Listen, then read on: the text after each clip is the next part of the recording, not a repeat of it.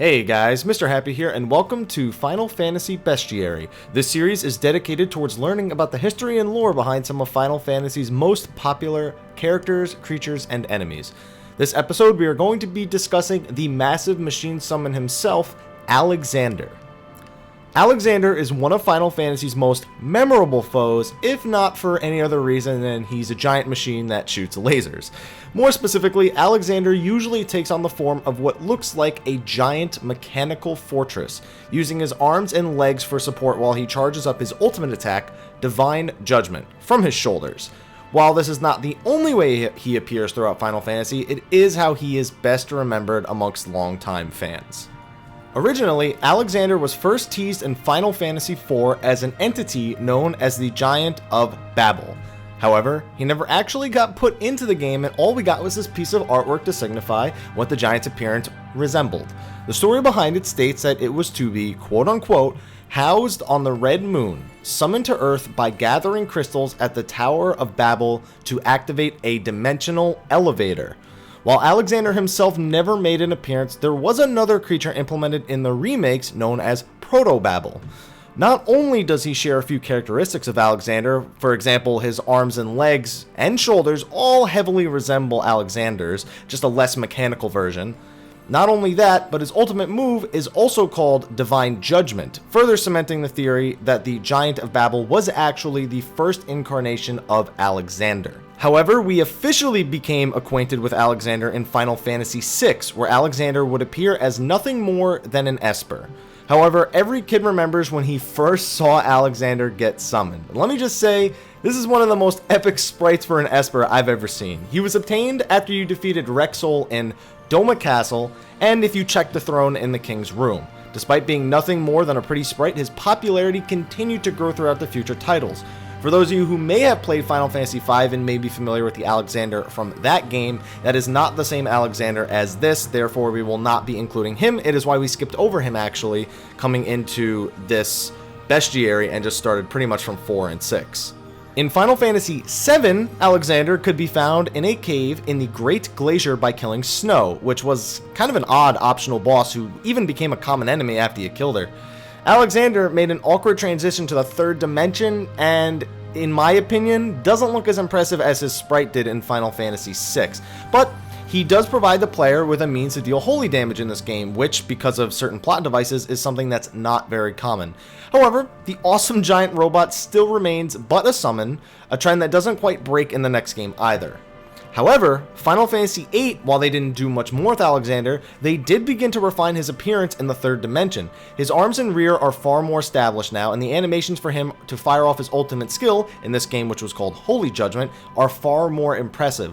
While it is never explored, Doomtrain and Alexander actually appear to be enemies in this universe, due to Alexander's compatibility chart reducing compatibility with Doomtrain massively if summoned. The irony is that Alexander's skill, Med Level Up, is one of the primary means of obtaining the 6 remedy pluses needed to even obtain Doomtrain as a summon. I'm sure that was intended. In Final Fantasy IX, Alexander finally gained the respect he deserved and is a major plot device in his story. His story states that he was an Eidolon, this game's summons, used hundreds of years ago. At some point, he went on a rampage and was contained into 4 gems. During the game's events, Kuja seeks to obtain this power for his own, with Alexander being considered the ultimate Eidolon. In order to do so, his 4 pieces need to be brought to Alexandria Castle, though Princess Garnet's piece eludes him. In the end, he threatens Alexandria with Bahamut instead of hopes of drawing out Alexander. He succeeds, and Alexander is summoned in all his glory to protect the city by Garnet.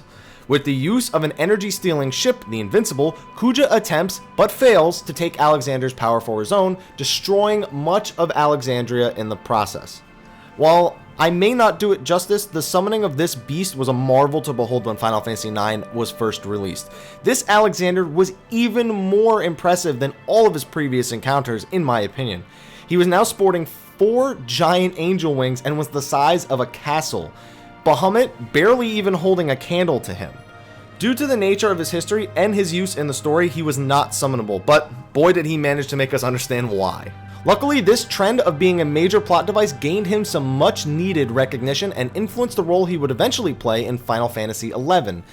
First introduced in the Treasures of Aht-Urgan expansion, he is the celestial avatar of light, opposite to that of his rival Odin, who was the celestial avatar of darkness. It was said that long ago, Alexander and Odin fought a great battle. After possessing a mechanical body that the Alzadal built to contain and control Alexander, he and Odin destroyed each other and the entire Alzadal civilization in the process, leaving nothing but Alexander's remains underground, which became the modern-day ruins of Alzadal. Many eons later, his control core would be resurrected by the Aht-Urgan Empire and used as a power source to help the people of the Empire. This is not to be confused with the Astral Candescence, another tool that operates to help its holders. Now, Rosfod was a character who manually controlled Alexander for a short time before Alexander once again possessed the machine and attempted to wage war with Odin. In order to avoid a repeat of the events of the Alzadal Empire, Rosfod sacrifices his life to shut down the machine from within. This encounter the player has with Alexander acts as the final boss in the Treasures of Aht-Urgan expansion, where they must face Alexander and his divine judgment. In 2010, many years after he was introduced as that final boss, he was actually made summonable to the players, though only under strict conditions, with a pretty much one-time use button to use a popular Final Fantasy spell, Perfect Defense. One thing to keep in mind, the Alzadal ruins are a massive maze of technology from a long-destroyed empire, and are far greater in size to the Alexander that the players must fight. It is also unclear as to why Alexander takes the form of his central core when summoned by the player as opposed to his true form. It could be perhaps that this is the form that the player defeats him in, thus it's the only form that the avatar is able to take the form of. It is also reasonable that players wouldn't be able to summon the true form of Alexander due to his massive size. Alexander was unfortunately reduced to an airship again in Final Fantasy XII, and despite his last direct contact with the Summon of Bahamut, his airship is actually smaller than his ex-rival's Sky Fortress.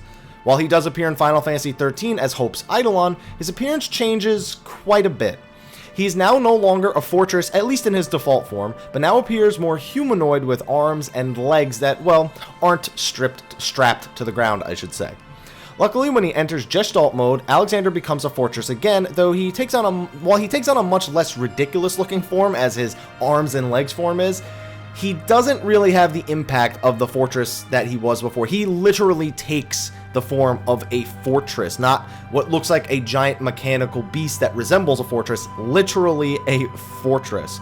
However, he does utilize his favorite move, Divine Judgment. Overall, I feel that this Alexander is one of the less impressive ones, with famed elements of his appearance being spread across his default and Gestalt form. He does not return in 13.2, but according to the 13.2 Ultimania, there was a scene originally planned for the game where Alexander and Hope would battle Caius.